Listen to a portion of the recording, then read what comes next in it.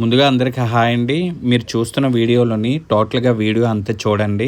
అది ఎందుకు పాడైపోయిందంటే దాని కింద ఉన్న బాత్రూమ్ వల్లే ఆ కబోర్డ్కి చెత్త పట్టిందండి. మోస్ట్లీ కామన్గా ఎక్కువగా జరిగే మిస్టేక్స్ ఏంటంటే బాత్రూమ్స్లో కిందన ఫ్లోరింగ్ మీద గ్రౌటింగ్ సరిగ్గా ఉండదండి.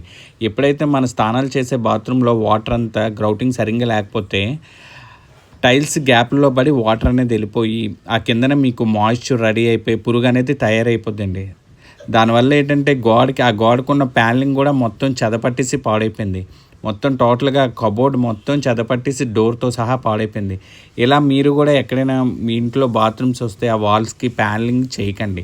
నెక్స్ట్ బాత్రూమ్స్లో వీలైతే గ్రానైట్ గుమ్మం ప్రిఫర్ చేసుకోండి. తర్వాత బాత్రూమ్ మీద కబోర్డ్స్ ఇలా సన్సైడ్లో వస్తే మాత్రం కంపల్సరీ WPVC ప్రిఫర్ చేయండి. ఎవరికైనా సరే టర్మేట్ రిక్వైర్మెంట్ ఉంటే మా నెంబర్కి కాల్ చేయండి. సపోర్ట్ చేయండి, లైక్ చేయండి, షేర్ చేయండి. Thank you for watching.